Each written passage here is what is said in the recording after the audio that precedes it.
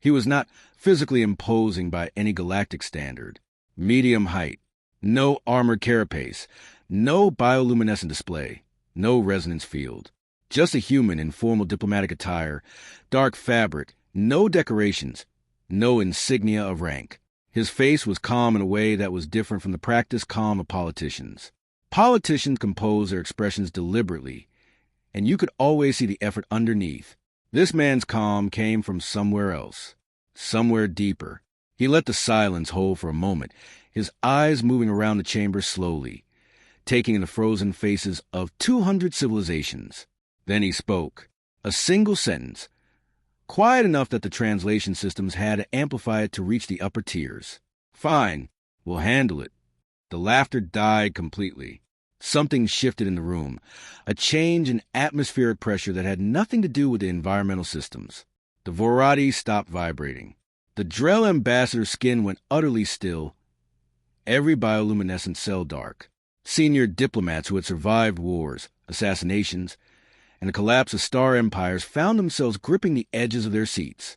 The oldest members of the Council, species whose civilizational memories stretched back tens of thousands of years, had gone a particular shade of pale.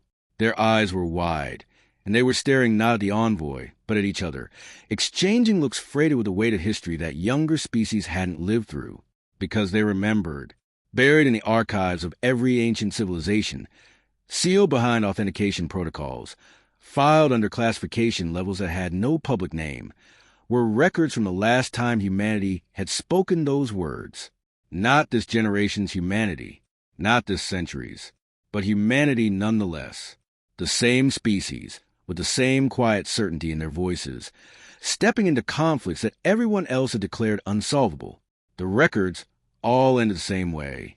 Before anyone could process what was happening, alarms began to cascade across the chamber's tactical systems.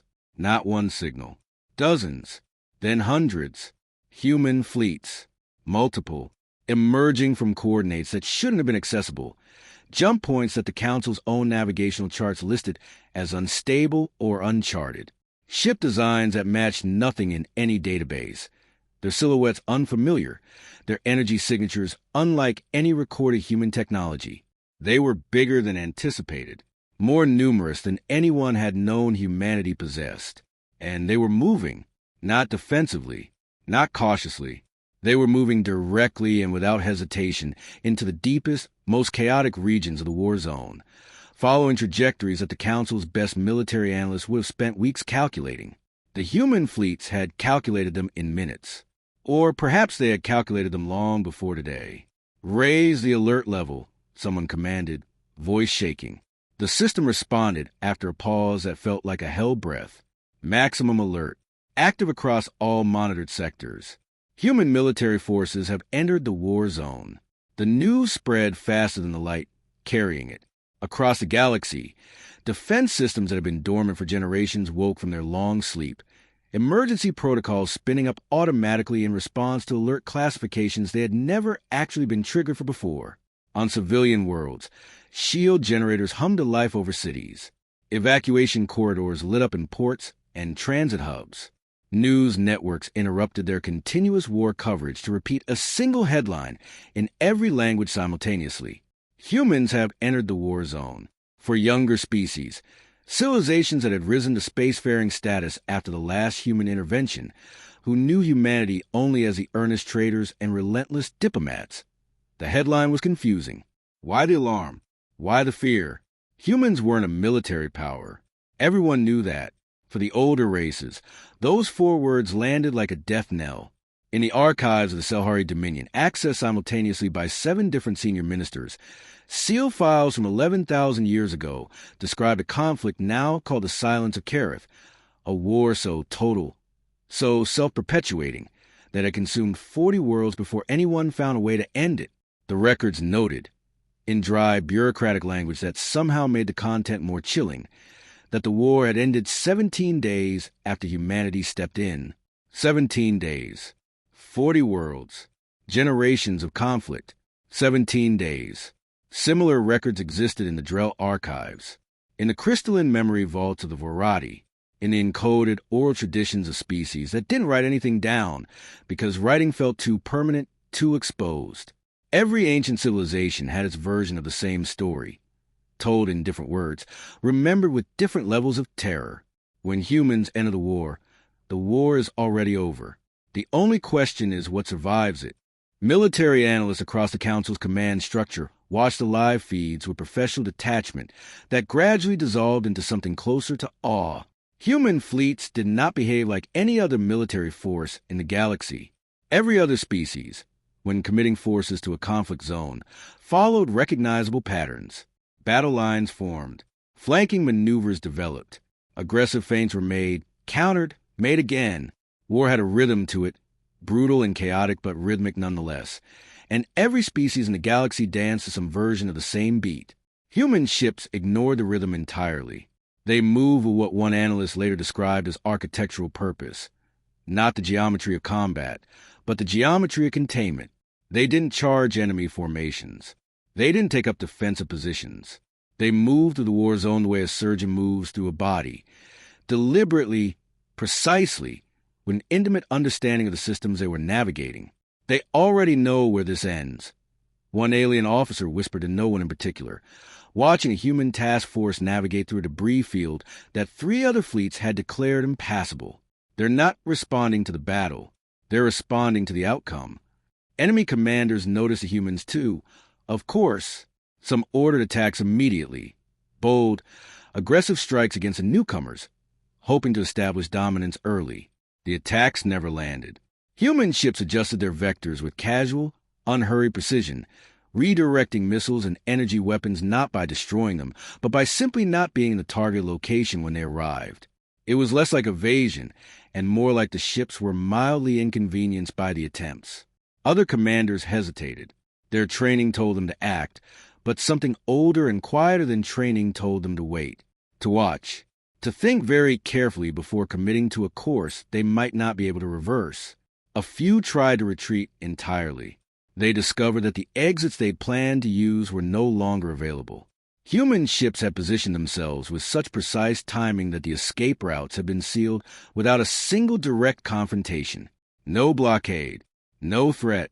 The routes were simply occupied in the same calm, purposeful way that a door might be quietly closed while everyone in the room is looking the other way.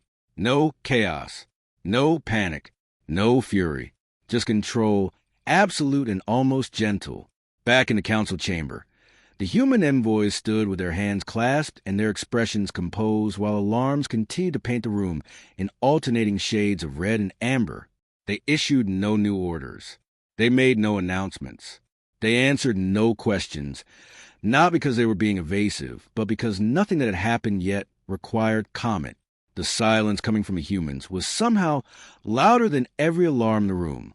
Finally, an elderly Selhari council member, one of the oldest beings in the chamber, her species' natural lifespan measured in millennia, rose from her seat. Her voice was controlled, but her hands were trembling. "Why now?" she asked. "You have watched this war consume the galaxy for years. Why do you act only at the end?" The human envoy looked at her. He didn't seem to be deciding what to say.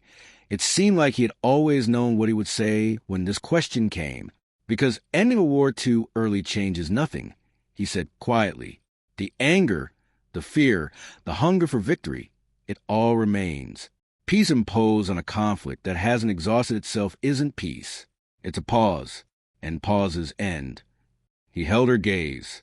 "But a war that has consumed everything, that has taken everything and still found no answer, that is a war civilization can learn from. That is a war with an ending that means something." Silence reclaimed the chamber. On the main tactical screen, the first enemy command ship went dark. Not an explosion. No debris field. No shockwave rippling through space. The ship simply stopped. Weapons offline. Engines dead. Running lights extinguished. It drifted in the silence of space like a massive, sleeping creature, its crew unharmed, its hull intact, its ability to wage war surgically and completely removed. A second command ship followed, then a third, then, in a cascade that spread faster than any weapon could have achieved, dozens more. The galaxy watched. No one spoke. What happened next defied every tactical framework the Council's military minds possessed. The enemy fleets had been preparing a massive counterstrike. Every intelligence feed confirmed it. Weapons fully charged, shields burning at maximum capacity, assault formations tightening into the precise configurations that preceded Galaxy-class offensive operations. They had committed. They were ready. Every instinct, every protocol, every year of military doctrine said the attack was coming. It never came. Not because human forces destroyed it, not because the enemy lost its nerve, but because, at the precise moment when the attack should have launched, human systems activated across every sector simultaneously, and space itself seemed to respond. Energy fields materialized in positions where no shield technology should have been able to reach. The physics of it defied models that had been considered settled science for centuries. Enemy missiles vanished mid-flight, not intercepted, not destroyed, but disassembled. Their components separated at molecular levels so gently that the process left no explosion, no energy discharge, simply the quiet disappearance of weapons that had existed and then no longer did. Communication networks collapsed without interference. Commanders screamed orders into systems that received them and delivered them nowhere. It wasn't jamming. Jamming was noisy, detectable, something you could fight. This was different. They're rewriting our systems. An enemy technician broadcast on an open channel before communications went dark too. They're not blocking our signals. They're reaching inside our technology and changing what it does. Across the battlefield, thousands of warships went dark in sequence. Engines stopped. Weapons went cold. The lights went out on bridges and command decks, leaving crews in the dim emergency lighting the humans had. With extraordinary thoughtfulness, left active. Life support continued functioning perfectly. Medical systems stayed online, but the capacity to wage war, every single component of it, was gone. The message written in this action was so clear it needed no translation. We are not here to kill you. We are here to make sure you stop. In the Council archives, the historian finally found what she'd been searching for, the oldest human records accessible to the Council, dating back to before humanity had reached the stars. Records from their own wars, their own near extinctions, their own terrible education in what conflict truly costs. She read them aloud to the chamber in a voice that started strong and gradually became something quieter, more reverent. Humanity had not always been this. They had been chaotic and violent and terrified, like every young species. They had built weapons of incomprehensible destructive power and used them on themselves. They had come, more than once, within a single decision of ending their own civilization entirely. They had starved their own oceans, poisoned their own air, consumed their own future with ravenousness that no other species had quite matched. And then they had survived it. Not easily, not cleanly, with tremendous cost and tremendous grief and a bone-deep understanding of what it meant to stand at the edge of the end and pull yourself back from it through nothing but collective choice. That is why they wait, the historian said, the records glowing on the screen before her. They do not intervene out of arrogance. They do not stay away out of indifference. They wait because they have stood where you are standing. They have seen the shape that destruction makes when it has gone far enough. And they know, with a certainty born from having nearly died of it, exactly when a civilization is ready to hear the lesson instead of continuing the war. An alien admiral in the chamber, a warrior of the old school, a being who had won and lost campaigns across 40 years of service, stared at the floor for a long moment. Why not simply destroy the enemy? He asked, his voice stripped of its usual authority. They could. Anyone can see they could. Why not end it completely? The human envoy answered without hesitation, without judgment, without any trace of condescension. Destruction teaches nothing except how to be destroyed, he said. Every civilization that has ever been annihilated took its lessons with it. You cannot learn from an enemy you have erased. You cannot build peace from ashes that remember nothing. He paused. But civilization that survives, that loses its weapons, sees its war end without the victory was certain deserved, and then has to sit with that and understand why. That civilization has a chance to become something different, something better. We are not interested in your defeat, he continued. We are interested in your transformation. The surrenders began 1 hour later. The first came from a fleet commander who'd been fighting for 11 consecutive years, half his career, a third of his adult life, and who sat in the dim emergency lighting of his powerless bridge and, in the silence that human intervention had created, heard for the first time in over a decade the sound of his own breathing. Just his breathing. No weapons fire. No damage reports. No casualty figures scrolling across screens. He broadcast on every open channel. 2 words, stripped of ceremony, stripped of strategy, carrying nothing but the absolute exhaustion of a being who had finally reached the end of something and found no victory waiting there. We surrender. It spread like dawn moves across a planet. Slowly at first, then faster, then all at once. Fleet after fleet, armada after armada, enemies who had sworn to destroy each other, who had spent years building the ideological infrastructure of hatred necessary to sustain war at this scale, powered down their weapons, and opened their systems for inspection. Flags of war disappeared from tactical displays across the galaxy, replaced by simple white markers that meant only one thing. Human fleets did not cheer. Their crews did not celebrate. They observed, cataloged, and began the methodical work of what came next. Human teams moved through the war zone with the same quiet purpose their ships had shown, securing weapon caches, stabilizing damaged stations, establishing safe corridors for medical ships to reach the wounded. No planets were occupied. No leaders were detained for judgment. No territory changed hands. Humanity took nothing. Across the defeated fleets, something extraordinary happened in the absence of occupation or punishment or triumphalism. Crews began to talk to each other. Enemies who had spent years fighting sat in the strange quiet of powerless ships and, with nothing else available to fill the silence, began to ask questions they'd never had time for during the war. Why had this started? What exactly had they been fighting for? What did they actually want the peace to look like? No one had good answers. That itself was an answer. The human envoy addressed the council one final time before the fleets began their withdrawal. The chamber was different now. The chaos was gone. The shouting was gone. Something had been replaced by something else. Not comfort, not ease, but a kind of stunned gravity. The atmosphere of people who had just witnessed something they would spend the rest of their lives processing. This conflict ends today, the envoy said. What comes after is your responsibility, not ours. He let that land. A young ambassador, from a species that had only joined the Council 3 centuries ago, who had no institutional memory of human interventions past, raised his hand hesitantly. What if we fail again? He asked.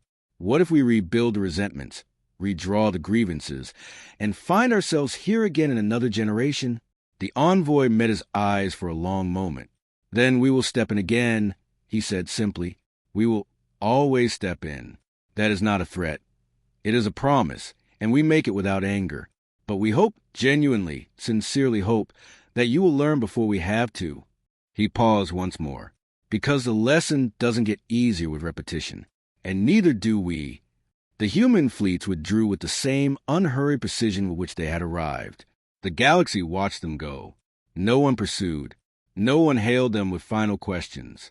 There was something sacred in the withdrawal, something that the galaxy instinctively understood should not be interrupted, like watching a tide retreat, necessary, inevitable, deserving of silence. As the last human ship crossed beyond the edge of monitored space, emergency alert systems across thousands of worlds completed their transition from red to green.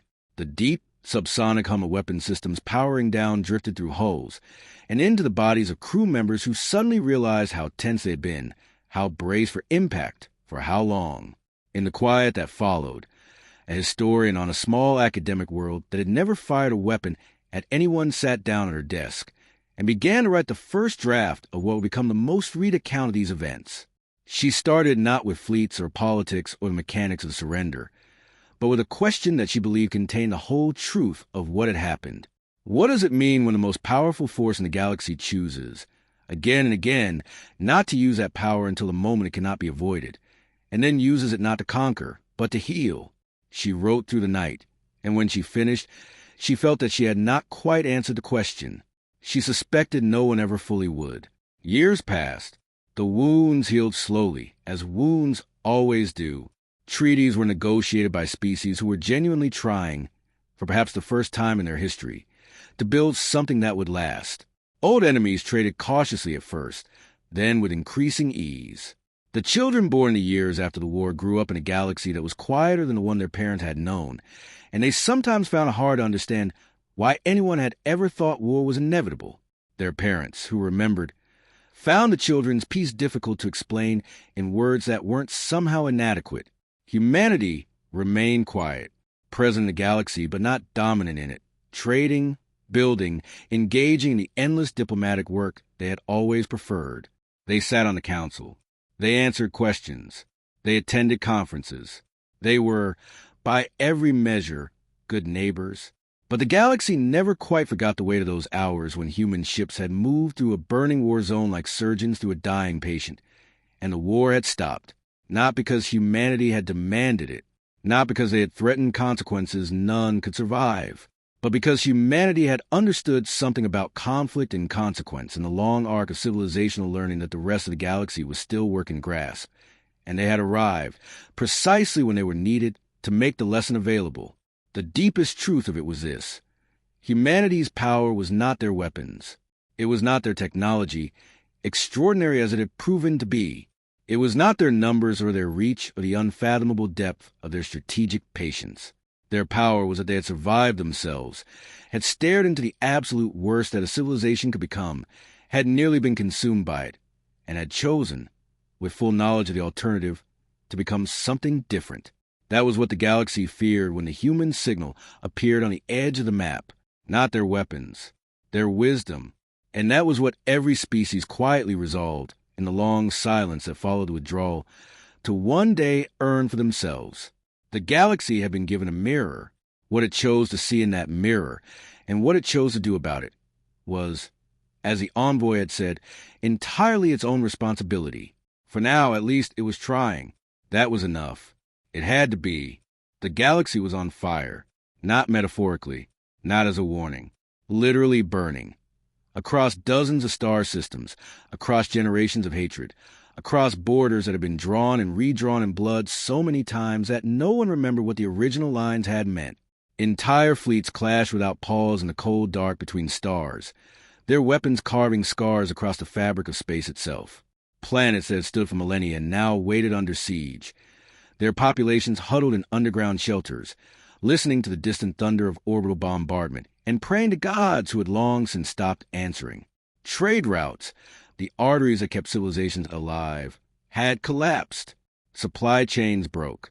Food shortages spread to neutral worlds. Species that had never fired a weapon at anyone found themselves starving because the ships that carried grain could no longer pass through systems consumed by war.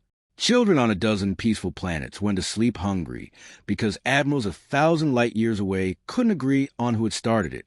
No one could remember who had started it. That perhaps was the most damning truth of all. Inside the Galactic Council chamber, a vast, cathedral-like structure carved into the heart of a hollow moon, its walls embedded with the living banners of over 200 member species. Panic had replaced governance entirely. The chamber was designed for order. Every seat was positioned so that no species sat higher than another. Every speaker's platform rose to exactly the same height. Every translation relay worked in perfect synchrony, so that no voice was lost, no meaning distorted. The architects had thought of everything. They had not thought of this.